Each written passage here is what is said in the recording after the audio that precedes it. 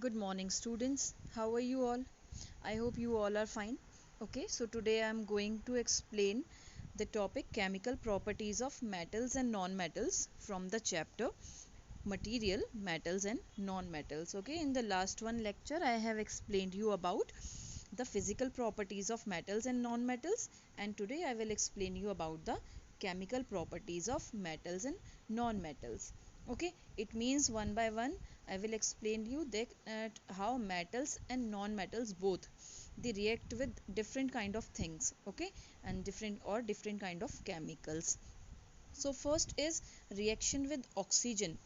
Okay, now first I'm going to explain you about metals. Okay, for metals, uh, or we can say that how what will happen when metals react with oxygen. Okay, so have you observed rusting? Maybe you know the phenomenon of rusting, or you have learnt in class 7.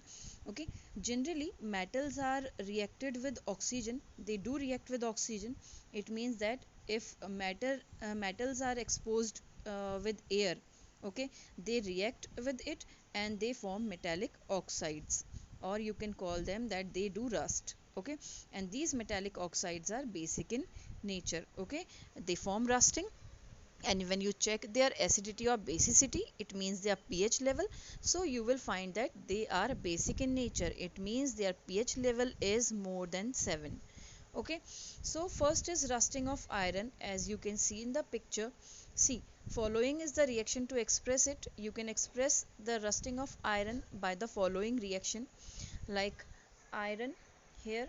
See, we denote iron by Fe, oxygen by O2, water by H2O. You know this. Okay, so these all combine together to form iron oxide, which is Fe2O3. Alright, so you can show rusting of iron by this reaction also.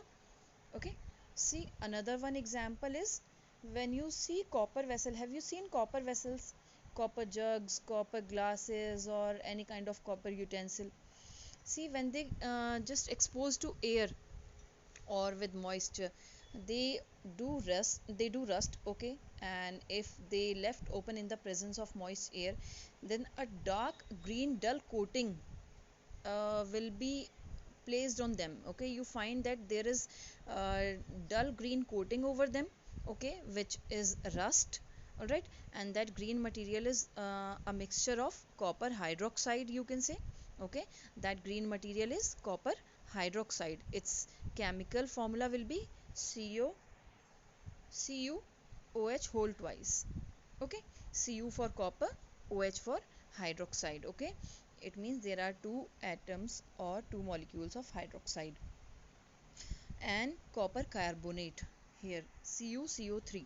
Okay, so this green mixture you can see here in the picture, it is a mixture of copper hydroxide and copper carbonate. You can show it by this following reaction.